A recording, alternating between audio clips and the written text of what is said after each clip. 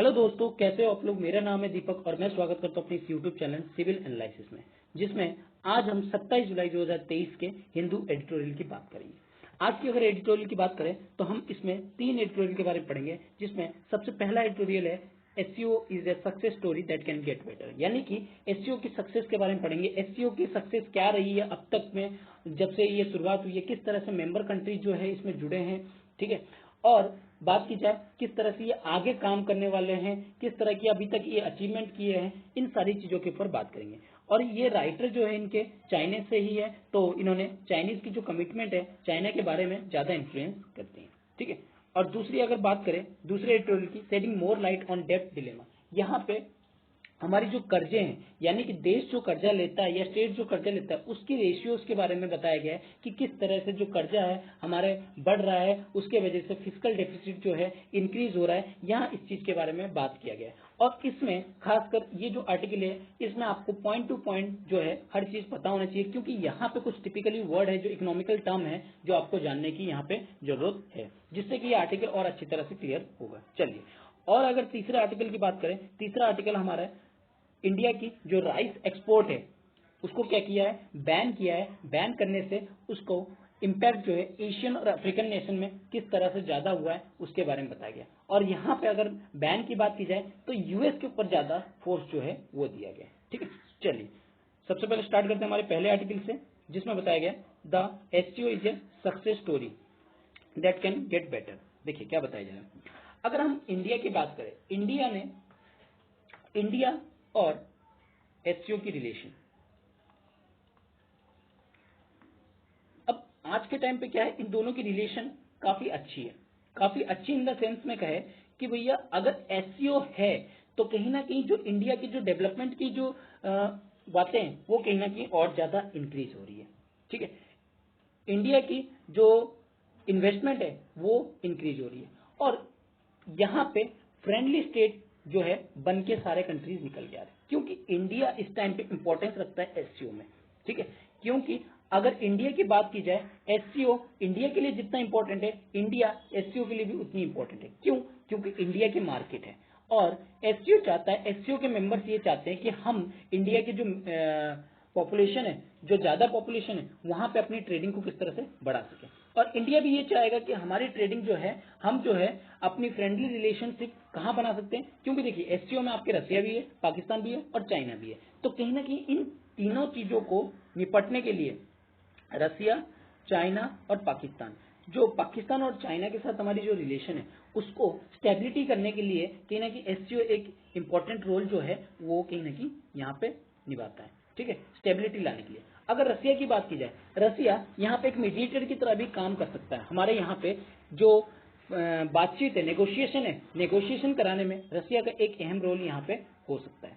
अगर हम success story की बात करें, अभी अगर बात की जाए कि इंडिया ने क्या किया है, जो 23rd मीटिंग है काउंसिल ऑफ हेड की स्टेट की, जो संघाई कॉर्पोरेशन ऑर्गेनाइजेशन जो कंडक्ट करवाती है, उसको जो है 4 जुलाई 2023 में क्या किया गया, सक्सेसफुली इंडिया के द्वारा होस्ट किया गया। क्यों? क्योंकि इंडिया की प्रेसिडेंटशिप अभी किसके पास है, एससीओ की प्रेसिडेंटशिप अभी किसके पास है, इंडिया के पास है।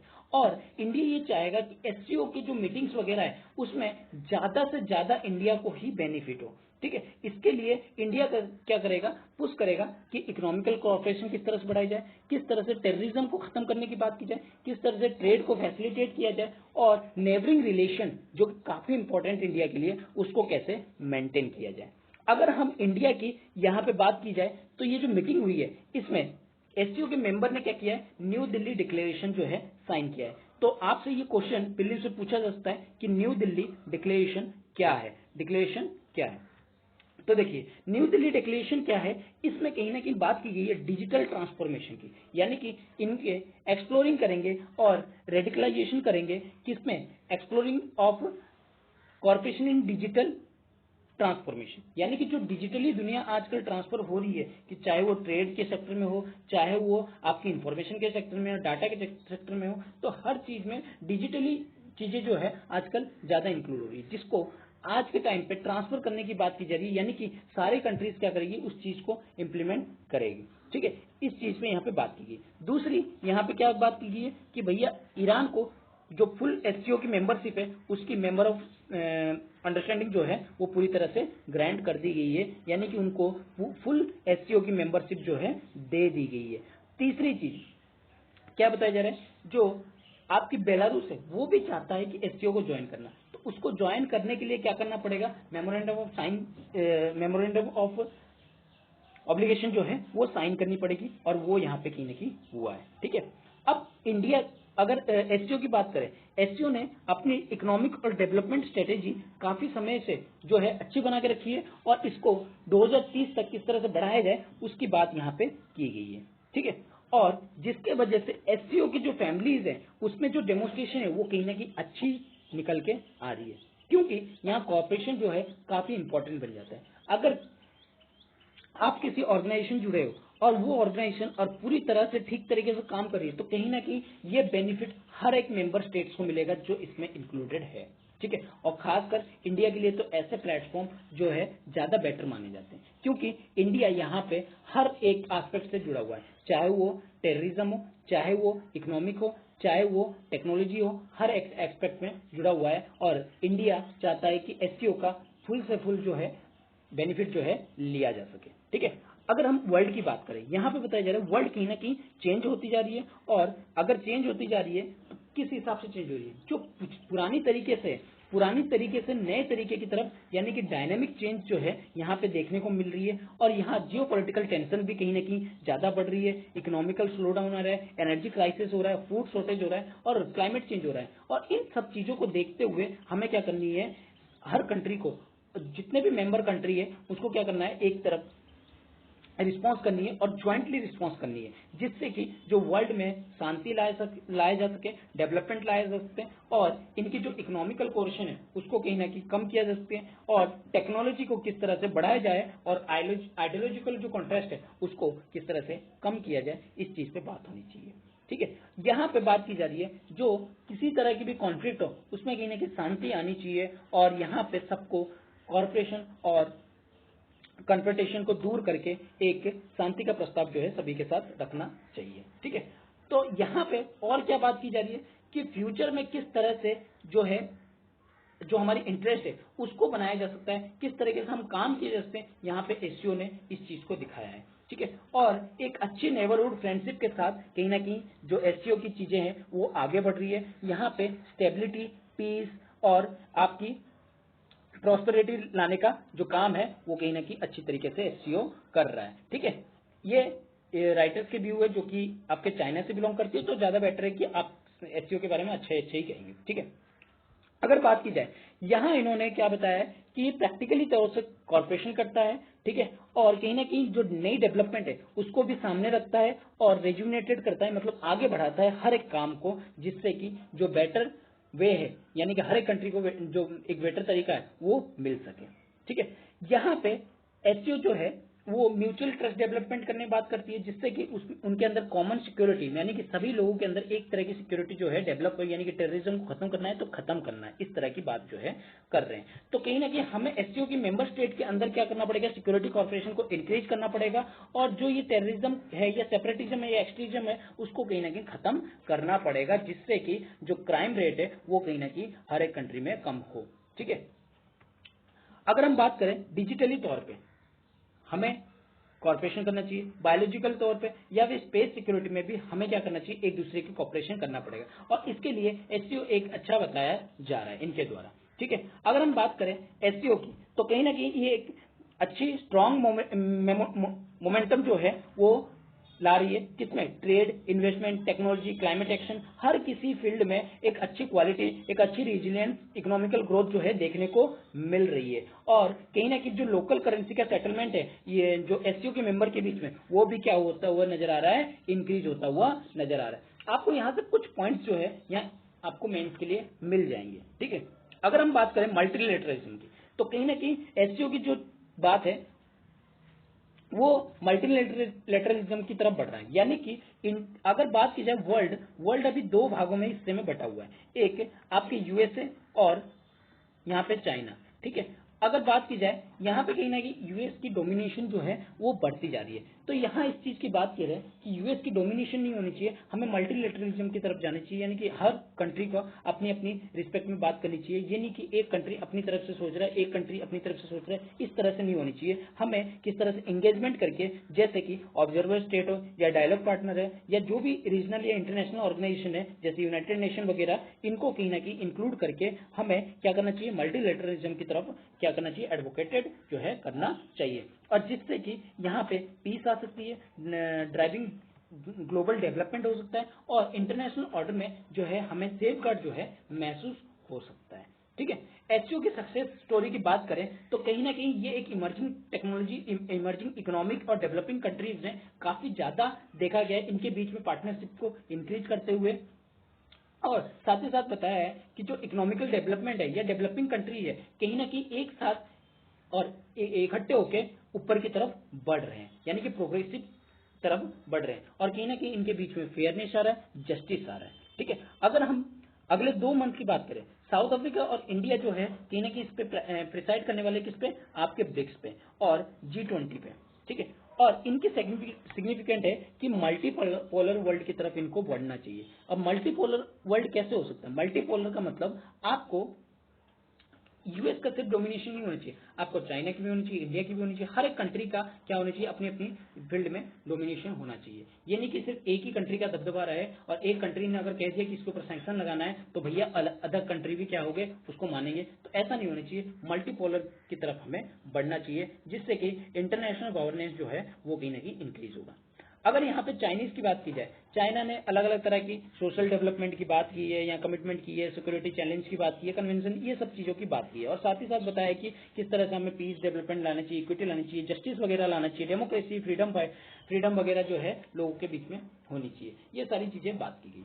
अब अगर मान लीजिए आपके सामने एक मेंस का क्वेश्चन आता है कि जो यूएस की सक्सेस स्टोरी है उसके ऊपर क्या कीजिए आप, लाइट थ्रोन लाइट। ठीक है, अगर इस तरह का क्वेश्चन आता है कि किस तरह से एससीओ जो है आज के टाइम पे बेटर काम कर रहा है, सबसे पहले एक आप इंट्रोडक्शन जो आपकी होनी चाहिए, बेटर इंट्रोडक्शन होनी चाहिए कि एससीओ की जो इंपॉर्टेंस है वो इन चीजों में है और कॉर्पोरेशन इन चीजों में है, तो आप एक अच्छा सा इंट्रोडक्शन जो है लिख सकते हैं। दूसरी चीज अगर बात की जाए, आपको एक चार्ट बनाना पड़ेगा जिसमें आप मेंबर स्टेट को दिखा सकते हैं, मेंबर स्टेट का एक चार्ट बना सकते हैं कि इसमें कौन कौन सी कंट्रियां जो है वो इंक्लूड है, इस तरह से। ठीक है, और जो आप बॉडी में लिखोगे। ठीक है, और तीसरी चीज, अगर आप इसको सिग्निफिकेंट लिखने चाहते हैं, क्योंकि सिग्निफिकेंट लिखने, सक्सेस स्टोरी का मतलब क्या है, उसकी आप अचीवमेंट बताओगे किस तरह से सक्सेस हुआ है, तो सिग्निफिकेंट क्या होगा।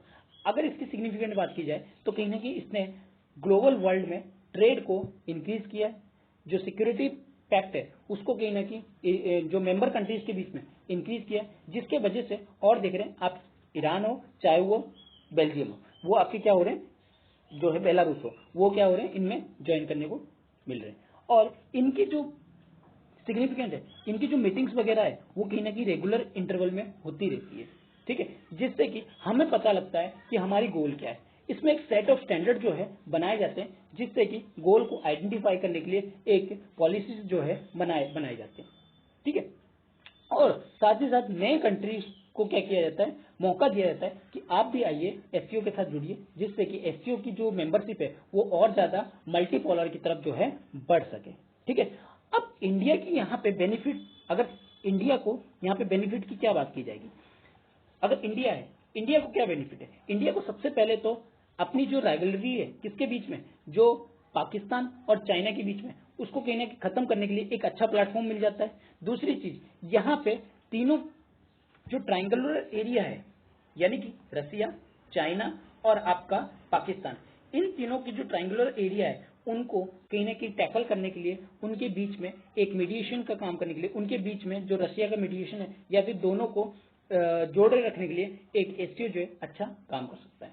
और साथ ही साथ फाइनेंशियल स्टेबिलिटी, टेररिज्म को खत्म करना और किस तरह से हमें ट्रेड पैक्ट को आगे बढ़ाना, इसके ऊपर भी बातचीत होती रहती है, जिससे कि म्यूचुअल ट्रस्ट जो है यहाँ पे डेवलप होते हैं। तो इंडिया के बेनिफिट ये है। अगर हम इंडिया के बेनिफिट के साथ साथ वर्ल्ड के बेनिफिट देखें तो वर्ल्ड में क्या है, यहाँ पे मल्टीपोलर की तरफ बढ़ रहे हैं। ठीक है, कहीं ना कहीं एक रोल निभाता है कि आप जो मेंबर स्टेट है उनके बीच में किस तरह से कॉर्पोरेशन हो, उनके बीच में किस तरह से ट्रेड हो, इस चीज को क्या दिखाता है, वर्ल्ड के लेवल पे दिखाता है। तीसरी चीज आपको बताता है कि आप किस तरह से यहाँ म्यूचुअली जो है इकोनॉमिकली या सस्टेनेबली डेवलपमेंट जो है कर सकते हो, जिससे कि आप क्या कर सकते हो, अपनी कंट्रीज की ग्रोथ कर सकते हो और एक जो कंट्री के ग्रोथ के साथ साथ आप जो रिसर्च एंड डेवलपमेंट है या टेक्नोलॉजिकल चीज है उनको किस तरह से इंक्रीज कर सकते हो, जो क्लाइमेट चेंज है उसको, जो आपकी इनिशिएटिव है इंटरनेशनल लेवल पे, उसको किस तरह से क्लाइमेट चेंज में इंप्लीमेंट करके उसको क्लाइमेट चेंज को डिक्रीज कर सकते हो। ठीक है, ये सारी चीजें इसमें आप बता सकते हैं। चलिए आगे बात करते हैं, शेडिंग मोर लाइट ऑन डेब्ट डिलेमा। क्या बताया जा रहा है, देखिए आज के टाइम पे सबसे ज्यादा अगर किसी कंट्री की प्रॉब्लम है तो डेब्ट।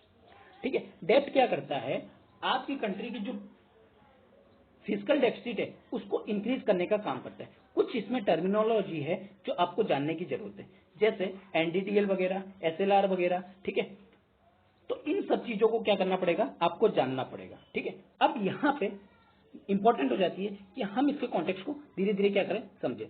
अगर हम बात करें इंडिया की फिजिकल डेफिसिट की, तो नो डाउट कि इंडिया की फिजिकल डेफिसिट इंक्रीज हुई है, लेकिन उसके साथ साथ कुछ टर्म में हमने डिक्रीज करने की कोशिश भी की है। जैसे अब सपोज कीजिए आप पहले पेंशन सिस्टम जो है लागू कर रहे थे, वहां से क्या हो रहा था, इंडिया की जो फिजिकल डेफिसिट है वो इंक्रीज हो रही थी, लेकिन जब आपने पेंशन सिस्टम को कम कर दिया तो आपको अपने जेब से पैसे देने की जरूरत नहीं पड़ी। आपने जो न्यू पेंशन पॉलिसी लेके आए, कहीं ना कहीं उसने जो भार है, जो आपके ऊपर बर्डन है, उसको क्या कर दिया, थोड़ा सा कम कर दिया। ठीक है, और जो आप सोशल सेक्टर में ज्यादा पैसा खर्च करते थे उसको थोड़ा सा कम करने की बात की गई। सब्सिडी जो आज भी दी जाती है जिसके वजह से फिजिकल डेफिसिट और ज्यादा बढ़ जाती है, तो यहाँ जिसके वजह से फिजिकल डेफिसिट जो है ज्यादा इंक्रीज होते हुए नजर आता है, कहीं ना कहीं उसको भी हमें रैशनलाइज तरीके से करना चाहिए। और जो फ्री वीज है, देखिए यहाँ पे एक इंपॉर्टेंट चीज आ जाता है, फ्री वीज। तो फ्री वीज यानी कि आप कोई भी चीज फ्री में बांट रहे हो तो वो किस पे बटन डालता है, वो आपके फिजिकल डेफिसिट पे ही डालता है। अगर आप किसी को मुफ्त में ऐसी कोई चीज दे दोगे जिसकी रेलिवेंसी नहीं है, तो इसका मतलब क्या है, आप रैशनलाइज तरीके से नहीं सोच के आपको अगर फ्री में देते जा रहे हो तो कहीं ना कहीं वो नुकसान है, वो कंट्री के फिजिकल डेफिसिट को और ज्यादा इंक्रीज करता है, स्टेट के फिजिकल डेफिसिट को और ज्यादा इंक्रीज करता है। अगर आप फिजिकल डेफिसिट इंक्रीज करोगे तो प्रॉब्लम हर सेक्टर में होगा, चाहे वो बैंकिंग सेक्टर हो, चाहे वो आपके ट्रेड सेक्टर में, चाहे वो आपको लोन बोरोइंग सेक्टर ही क्यों ना हो। क्यों, क्योंकि अगर आपकी फिजिकल डेफिसिट ज्यादा होगी तो ऑटोमेटिकली बात है, कोई भी रेटिंग कंपनी क्या होगी, आपको ठीक तरीके से रेटिंग नहीं देगी। अगर रेटिंग नहीं देगी, अगर आपकी रेटिंग खराब हुई तो कहीं ना कहीं आपको लोन मिलना क्या हो जाएगा, मुश्किल हो जाएगा। एक एग्जांपल देता हूं, आप अगर सपोज कीजिए बैंक जाते हो लोन लेने के लिए और आपका पता है कि आउटस्टैंडिंग लोन जो पहले से ले रखे हैं वो कहीं ना कहीं और ज्यादा है, तो क्या आपको उतनी अमाउंट का लोन दोबारा मिल सकता है, तो नहीं मिल सकता है। क्यों, क्योंकि आपकी वहां पे रेटिंग जो है, कंपनियां जो है रेटिंग दे देगी आपको कि भैया इसका सिविल ऐसा है, इसका प्रॉब्लम ऐसा है, तो वहां कंपनियां क्या कीगी, और ज्यादा लोन नहीं दे सकती, बैंक जो है और ज्यादा लोन नहीं देगी। लोन क्यों नहीं देगी, उनको भी डर रहेगा, क्योंकि हर एक बैंक ये चाहता है कि हमारा पैसा क्या हो जाए, सेफली हमारे पास रिटर्न आ जाए, हमारी जो बर्डन है वो क्या हो जाए, डिक्रीज हो जाए, हमारी जो रिस्क है हम क्या करें, उसको कम करें। तो इसके लिए क्या करेगी बैंक, आपको जो लोन देगी वो कहीं ना कहीं रैशनलाइज तरीके से देगी, सोच समझ के देगी, आपकी रेटिंग के हिसाब से देगी, आपके सिविल के हिसाब से देगी। कोई अगर बैंक सिविल स्टेटमेंट आपकी बेकार है तो आपको लोन नहीं देगी। ठीक है, क्यों नहीं देगी, क्योंकि भैया उनको अपना आगे की चीजें थोड़ी ना खराब करनी है कि वो रिटर्न ही ना आए, एसेट कहीं ना कि बैड लोन्स में कन्वर्ट ना हो जाए, इस चीज को भी। तो यहाँ पे एक बड़े लेवल पे बात की जा रही है, यानी कि स्टेट्स और आपके कंट्री के लेवल पे बात की जा रही है कि किस तरीके से कंट्री जो है वो कहीं ना कहीं आपके डिलेमा में फंसी हुई है, किसके, डेब्ट के डिलेमा में फंसी हुई है। ठीक है, अगर हम यहाँ कॉन्टेक्स्ट की बात करें, जब अगर कोविड-19 की पेंडेमिक की बात करें तो यहाँ पे जो हाईएस्ट इन डेवलपिंग कंट्री और इमर्जिंग मार्केट जो इकोनॉमिक की थी वो कहीं ना कहीं बढ़ी हुई नजर आ रही थी, और साथ ही साथ इस पेंडेमिक ने और ज्यादा हमें पुश किया कि हम अपनी जीडीपी में क्या करें, जो खर्च है उसको थोड़ा सा बढ़ाए, और जिसके कारण से हमने फिजिकल डेफिसिट को इंक्रीज कर दिया 13.3%। यानी कि अगर पूरी तरह से देखा जाए पब्लिक डेब्ट जो हुआ वो 89.6% जो है वो इंक्रीज हो गया। अगर हम बात करें इकोनॉमिकल रिकवरी कहीं ना कहीं हमारी हुई है, बिल्कुल मानते हैं पेंडेमिक के बाद इकोनॉमिकल रिकवरी हुई है, लेकिन अगर डेफिसिट की बात की जाए या डेब्ट रेशियो की बात की जाए वो कहीं ना कहीं थोड़ा सा ही कम हुआ है। अगर रिसीट की बात की जाए तो 8.9% पे आया है, और अगर हम डेब्ट रेशियो की बात करें तो 85.7% पे, यानी कि 89 से 85.7 में, यानी कि ये कोई ज्यादा डिक्रीमेंट की बात नहीं की गई है। यहाँ पे सिर्फ माइनर चीजों की, यानी कि थोड़ी सी हमें रिलैक्सेशन मिला है, ज्यादा नहीं मिला है। अगर इसका रिलैक्सेशन हमें कम मिलता है तो इसका मतलब अभी भी महंगाई जो है मार्केट में कहीं ना कहीं बढ़ रही है, अभी भी डिस्टोर्शन जो है कहीं ना कहीं इंक्रीज हुई है। इसका मतलब ये नहीं कि आप पूरी तरह से महंगाई खत्म कर दी है, कहीं ना कहीं इसके पीछे फंस रही है कौन, जो आम जनता है वो। ठीक है, अगर हम प्रोजेक्ट की बात करें तो क्या बताया जा रहा है, जो ये इकोनॉमिकल डिस्ट्रप्शन हुए कहीं ना कहीं डेप्थ लेवल को जो प्री पेंडेमिक में जो रिटर्न की है वो कहीं ना कहीं ट्रेजेक्टरी कैसा रखा है, मीडियम टर्म रखा है, कोई ज्यादा बढ़ा है नहीं, कोई कम नहीं बढ़ा है। ठीक है, और अगर बात की जाए सबसे ज्यादा, अगर डेप्थ की बात की जाए, इस टाइम पे इलेक्शन का टाइम चल रहा है। 2023 में कुछ शेड्यूल इलेक्शन किए गए, जैसे आप कर्नाटका देख सकते हैं, तो इनमें क्या होता है, पैसा पुश किए जाते हैं कि आप इलेक्शन करवाओ। और 2024 में जैसे आपको पता है कि भैया सेंटर का इलेक्शन होने वाला है, तो यहाँ पे क्या करेंगे, और ज्यादा हम पैसे को पुश करेंगे, और जिसके वजह से हमें पैसे को क्या करना पड़ेगा, लेना पड़ेगा, और पैसे लेने के लिए हमें फिस्कल डेफिसिट जो है करनी पड़ेगी। ठीक है, अब इलेक्ट्रॉनिकल बजट साइकिल की अगर बात करें तो यहाँ पे कहीं ना कहीं डेब्ट रेशियो को और ज्यादा पुश कर देता है, जैसा कि मैंने अभी आपको बताया। ठीक है, और डेब्ट बर्डन को कहीं ना कहीं इंक्रीज कर देता है, और जिससे हम लोग सस्टेनेबली अपने जो डेफिसिट है उसमें फंसते रह जाते हैं। ठीक है, अब बात करें फाइनेंशियल डिप्रेशन की, क्या बताया जा रहा है, देखिए यहां पे अगर बात की जाए डेब्ट डायनेमिक जो इक्वेशन है वो कहीं ना कहीं जो स्टेट्स बताती है, स्टेट्स दैट जब नो प्राइमरी डेफिसिट, अब यहां पे नाम आया प्राइमरी डेफिसिट। प्राइमरी डेफिसिट क्या होता है, प्राइमरी डेफिसिट वो होता है जिसमें, देखिए डेफिसिट का मतलब होता है आप खर्चा ज्यादा कर रहे हो, आपके पास पैसा उतना है नहीं। आप सपोज कीजिए 10 रुपए आपकी इनकम है, लेकिन आप खर्चा कर रहे हो 11 रुपए। ठीक है, अब 11 रुपए जो खर्चा कर रहे हो, यानी कि आप 1 रुपए कहीं ना कहीं उसको मैनेज करने के लिए खर्चा कर रहे हो, वो 1 रुपए कहां से आ रहा है, वो ले रहे हो आप उधार, और उधार ले रहे हो तो इसका मतलब है कि आप फिस्कल डेफिसिट को बढ़ा रहे हो, यानी कि उस उधार के पैसे को तो चुकाना ही पड़ेगा। और जब आप नहीं चुकाते हो, जब आप नहीं चुकाते हो तो कहीं ना कहीं वो बैड लोन्स में कन्वर्ट हो जाता है, ये चीज होता है। अब यहाँ पे सरकार की बात अगर बात की जाए तो 10 रुपए उसके पास खर्च करने के लिए है, लेकिन वो खर्च कितना कर रहा है, 11 रुपए। तो इसका मतलब 1 रुपए क्या कर रहा है, वो कहीं ना कहीं से ला रहा है, और वो 1 रुपए जो होता है वो फिस्कल डेफिसिट के रूप में काउंट होता है। अगर फिस्कल डेफिसिट के रूप में काउंट होता है तो वो इंटरेस्ट चुका रहा होगा। अगर इंटरेस्ट हटा दे और हम सिर्फ और सिर्फ यही चीज देखें कि हर साल सपोज कीजिए 10 से 11 रुपए, 10 नहीं लेते हैं हम लोग, 100 रुपए लेते हैं, 100 रुपए, और यहाँ पे बात की जाएगी आपकी फिजिकल डेफिसिट जो है आपको 110 रुपए चुकाना है, 110 रुपए आप खर्च कर रहे हो।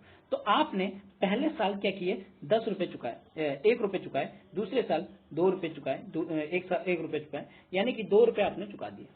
अब आप इंटरेस्ट भी दे रहे हैं, ये इंटरेस्ट है, मान लीजिए सपोज कीजिए 1 रुपए इंटरेस्ट दे रहे हैं, 10 साल के लिए कर रखे, आपने 1-1 रुपए इंटरेस्ट दिए।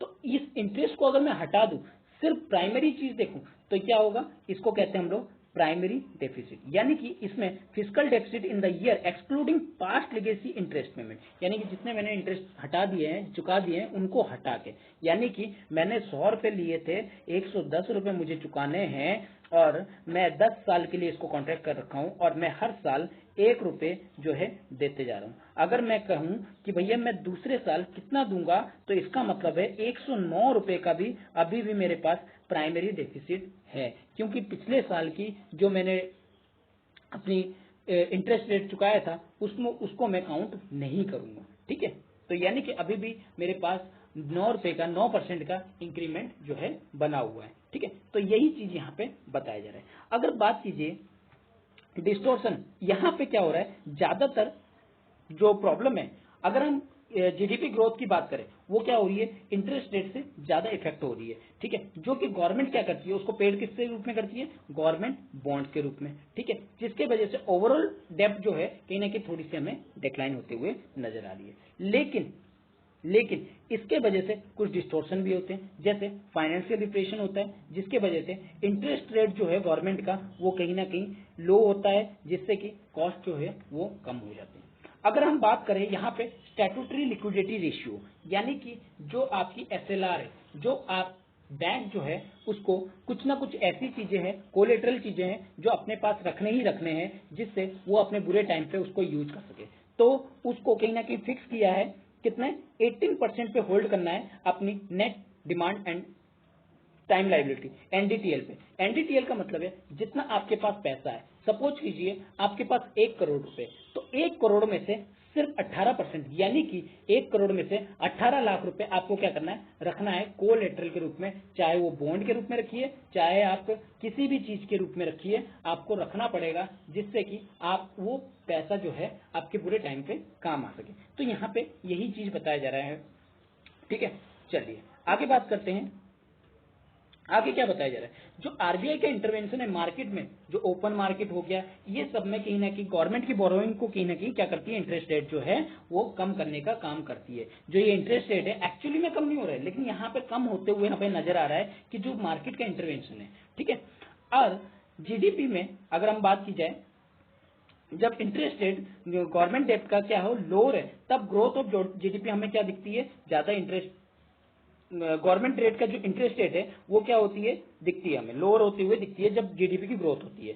लेकिन डेट जो है वो कहीं ना कहीं डिक्लाइन हो रही है, लेकिन फाइनेंशियल जो मार्केट है वो कहीं ना कहीं उससे डिस्टोर्ट हो रही है। यानी कि फाइनेंशियल मार्केट हमें ये दिखता है कि हमें डेट जो है कम होते जा रहा है, लेकिन एक्चुअली में वो किसको कम कर रहा है, आपके डिक्लाइन तो कर रहा है डेट को, लेकिन प्रॉब्लम हो रही है जो फाइनेंशियल मार्केट है, यानी कि जो जहां पे मार्केट इंटरवेंशन करके गवर्नमेंट इस चीज को इस्तेमाल कर रही है, तो कहीं ना कहीं वहां नुकसान पहुंच रहा है, यानी कि मार्केट को कहीं ना कहीं खराब करती हुई नजर आ रही है। और मार्केट खराब होगी तो ऑटोमेटिकली बात है जो महंगाई है वो कहीं ना कहीं इंक्रीमेंट होगा।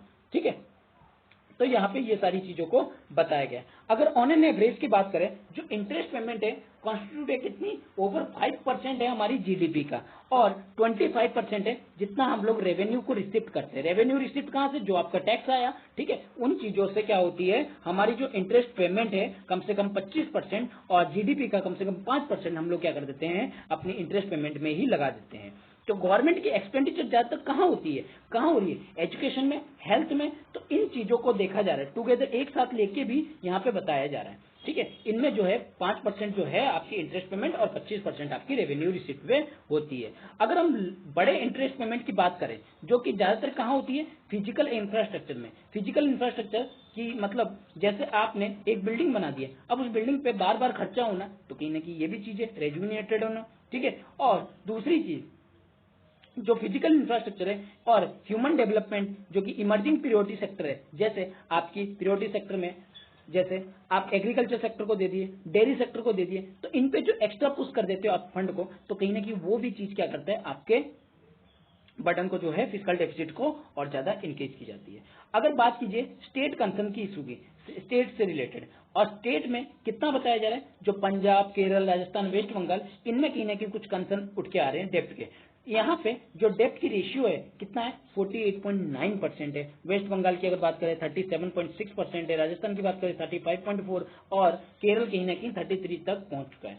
अगर हम सेकंड दूसरी चीज की बात करें, ठीक है, एक चीज तो बात की इंटरेस्ट पेमेंट की, दूसरी अगर बात करें कि हाईएस्ट डेप्थ जो है वो कहीं ना कहीं डेलिब्रेट करती है, हमें डिफिकल्ट सिचुएशन को कहीं ना कहीं बनाती है। वो कौन सी डिफिकल्ट सिचुएशन, जिसके कारण से हम लोग जो फिजिकल पॉलिसी है, जो एबिलिटी है गवर्नमेंट की कि वो शॉक्स को जो इनके बीच में शॉक वगैरह आते हैं तो उनको कहीं ना कहीं बाहर आने में हेल्प करते हैं, तो वो कहीं ना कहीं और ज्यादा पुश हो जाते हैं। ठीक है, तो यही चीज यहाँ पे बताया जा रहा है कि अगर आप डेप्थ को कम नहीं किए तो ये क्या होगा, इफेक्ट जो है आपकी स्टेट्स में पड़ेगा, आपके ऊपर, खुद के ऊपर पड़ेगा। अगर तीसरी बात की जाए, जो डेप्ट मार्केट इंडिया की कहीं ना कहीं बड़ी होती जा रही है, और यहाँ पे कॉमर्शियल इंश्योरेंस कंपनी पार्टिसिपेट, जिसके कारण से जो एसएलआर की रिक्वायरमेंट है उसको कहीं ना कहीं फुलफिल करते हैं। कैश रिजर्व रेशियो, यानी कि आपको कुछ कैश जो है रिजर्व करनी है, वो कितने हैं अभी 4.5% पे रखा गया है, SLR 8.18% net demand and time liability पे रखा गया है। और यहाँ पे बताया गया 40% क्रेडिट रेट जो है कॉमर्शियल बैंक को किन में देनी है, आपकी प्रायोरिटी सेक्टर,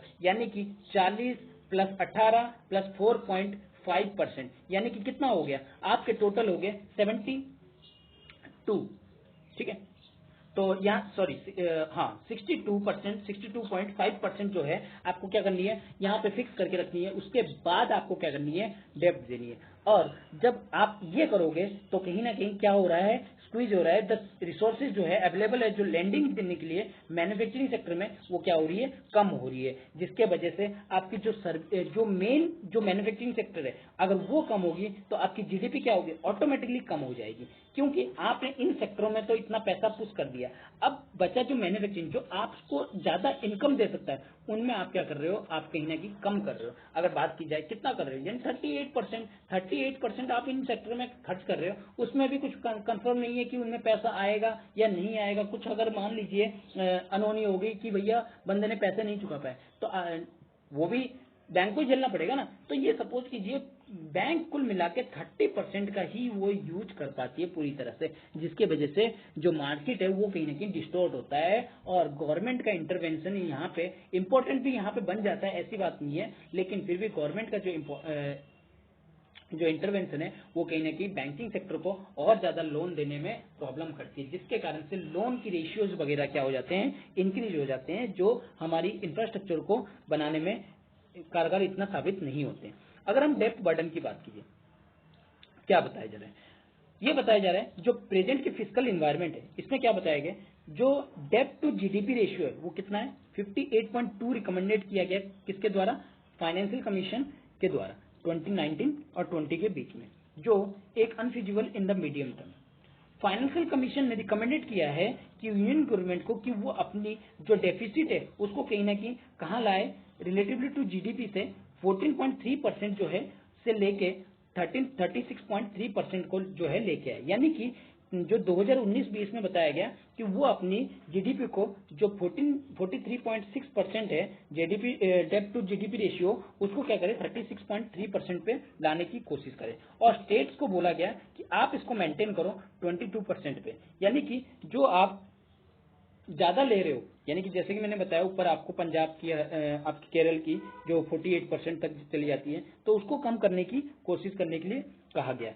और साथ ही अगर हम पेंडेमिक की बात करें, पेंडेमिक के पहले क्या किया गया, इसको डिक्रीज किया गया, थोड़ी सी स्लिपनेस हुई है, लेकिन कहीं ना कहीं पेंडेमिक ने इसको और ज्यादा इंक्रीज कर दिया। पहले अगर मान लीजिए 70.4.3% थी 2019-20 में, उसको पेंडेमिक ने क्या कर दिया है, पुश करके 89.7% कर दिया है, जो मैंने सबसे पहले आपको बताया। ठीक है। अगर यहाँ पे नॉमिनल जीडीपी की बात करें, नॉमिनल जीडीपी एक्चुअली जो नॉमिनल और रियल जीडीपी, नॉमिनल वो जीडीपी होती है जिसमें आपकी इन्फ्लेशन जो है जुड़ के आता है, और इन्फ्लेशन को अगर हटा दो तो वो आपकी रियल जीडीपी होती है। सपोज कीजिए आप 100 रुपए खर्चा कर रहे हैं और 100 रुपए में आप मान लीजिए 114 रुपए अगले साल हो जाता है। इसका मतलब 14 रुपए जो है आपकी एक्चुअली इनकम जो होगी 108 रुपए होगी, और 6 रुपए जो होगी आपकी क्या होगी यहाँ पे नॉमिनल जीडीपी के रूप में। यानी कि आपके जो महंगाई है, इन्फ्लेशन है, वो कहीं ना कहीं जुड़ के आ रहा है 6 रुपए। ठीक है। आपकी एक्चुअली ग्रोथ कितनी हुई है, रियल ग्रोथ हुई है 108 रुपए, लेकिन आप दिखा रहे हो कि 114 रुपए की ग्रोथ हुई है, लेकिन एक्चुअली 114 रुपए की ग्रोथ नहीं है, क्योंकि उसमें 6 रुपए इन्फ्लेशन भी जुड़ के आ रहा है। ठीक है। अगर हम बात करें तो कितना बताया जा रहा है, ग्रोथ जो है 18.5% है 21-22 के हिसाब से, लेकिन जो डेब्ट रेशियो है वो थोड़ा सा ही मार्जिनल डिक्लाइन हुआ है 87.7%, 85.7%। ठीक है। अगर हम बात की जाए इसके इश्यूज की, जो काफी इंपॉर्टेंट रखते हैं, जैसे फिजिकल कंसोलिडेशन की बात करते हैं, जिसमें after 6 year goods and service को स्टेबलाइज किया जाएगा और हाई ग्रोथ पोटेंशियल देखा जाएगा। टेक्नोलॉजी प्लेटफॉर्म को स्टेबलाइज करने की बात की गई है, और साथ ही साथ जो मीडियम टर्म की बाउंसी वगैरह है, हाई बाउंसी है, उसको क्या किया जाएगा, मेंटेन किया जाएगा। और इन्होंने बताया कि टेक्नोलॉजी की हेल्प से हम क्या कर सकते हैं, अपनी टैक्स एडमिनिस्ट्रेशन को इंक्रीज कर सकते हैं, इंप्रूव कर सकते हैं हमारे कंपाइलेंस को। ठीक है। और साथ ही साथ जो जीएसटी की रिटर्न्स की जो क्रॉस मैचिंग है, वो भी हम लोग इनकम टैक्स की रिटर्न की वो कहीं ना कहीं इसमें मैचिंग कर सकते हैं, जिससे कि हमारी क्या होगी, इनकम टैक्स की कंपाइल जो होगी वो इंप्रूव होगी। ठीक है। अगर हम बात करें पॉलिसी इंटरवेंशन की, इसको कहीं ना कहीं हमें आगे सोचना चाहिए। हम जो ज्यादातर पैसा किसमें करते हैं, भारत संचार निगम, जो हमारी भारत संचार निगम लिमिटेड है, उसमें हम लोग क्या कर रहे हैं, पैसे को पुश करते जा रहे हैं, तो जिसके वजह से और ज्यादा बर्डन हो रही है। तो ये सारी चीजों को हम लोग को क्या करना पड़ेगा, देखना पड़ेगा, और हमें सब्सिडाइज जो चीजें हैं उनको कहीं ना कहीं रैशनलाइज करना पड़ेगा, जिससे कि हम लोग क्या कर सके, फिजिकल डेफिसिट को कम कर सके। ठीक है। चलिए आगे बढ़ते हैं। अगला है India rice export ban Asia and Africa nation most. इसमें देखिए क्या बताया जा रहा है, इंडिया ने क्या किया, अभी बैन कर दिया कि भैया हम बासमती राइस को एक्सपोर्ट नहीं करेंगे। जब एक्सपोर्ट नहीं करेंगे तो यूएस में क्या हो गया, होड़ मुस्सी मच गई, भैया अब तो चलो बासमती राइस को लेके आएंगे। तो इसका इम्पैक्ट जो है सबसे ज्यादा जो पड़ रहा है वो एशियन और अफ्रीकन नेशन पे पड़ रहा है। अफ्रीकन नेशन पे कैसे, क्योंकि अब यहाँ पे बासमती राइस को इंपोर्ट क्यों नहीं किया जाए। सबसे पहली चीज है, प्रॉब्लम क्या आ रही है, क्यों इसको बैन करने से मना कर दिया है। सबसे पहले तो इरेटिक जो वेदर है, जो हमारी वेदर की कंडीशन है उसके वजह से, और दूसरी चीज प्राइस, अगर किसानों को ठीक प्राइस नहीं मिलेगा तो कहीं ना कहीं डिस्टोर्शन आएगी। तीसरी चीज गवर्नमेंट की इंटरवेंशन, गवर्नमेंट बहुत सारी जगह पे इंटरवेंशन करती है कि भैया आप इस तरह की चीजों को उगाओ, जैसे माइलेट को प्रपोज करने इंक्रीज करने की बात कर रहे हैं, माइलेट प्रोडक्शन को, तो ये भी गवर्नमेंट का इंटरवेंशन है। चौथी चीज, आपकी एक्सपोर्ट कितनी हो रही है, क्या एक्सपोर्ट सही दाम से हो रही है, सही चीजों के लिए हो रही है, तो ये भी एक इंपॉर्टेंट फैक्टर होता है। ठीक है, तो इन सब चीजों से क्या होती है, कोई प्राइस जो होगी अगर इंक्रीज होगी तो फार्मर का जो है इंटरेस्ट भी बना रहेगा। यानी कि हम कह सकते हैं एक और चीज कि फार्मर का इंटरेस्ट, फार्मर अगर चाहे तो वो अपनी उगाए तो कहीं ना कहीं उसको बेटर रिटर्न मिल सकता है, लेकिन फार्मर की इंटरेस्ट क्या होती है, कम होती जा रही है, जिसके वजह से क्या हो रहा है, वो इन फसलों को उगाना नहीं चाहते। ठीक है, और इनका नुकसान किसे होता है, अफ्रीकन कंट्री या एशियन कंट्री। कैसे, इनकी हेल्थ, सबसे पहली चीज तो अगर प्रॉब्लम की बात करें, इम्पैक्ट की बात करें, इम्पैक्ट की बात करें तो इम्पैक्ट क्या चीज होगा, हेल्थ की, हेल्थ पे इम्पैक्ट होगा, क्योंकि जो उनको प्रॉपर डाइट इनसे मिलती है कहीं ना कहीं वो नहीं मिल पाएगा। सोशियो इकोनॉमिक कंडीशन, अगर हेल्थ सही नहीं होगा सोशल इकोनॉमिकल कंडीशन कहीं ना कहीं खराब होगा।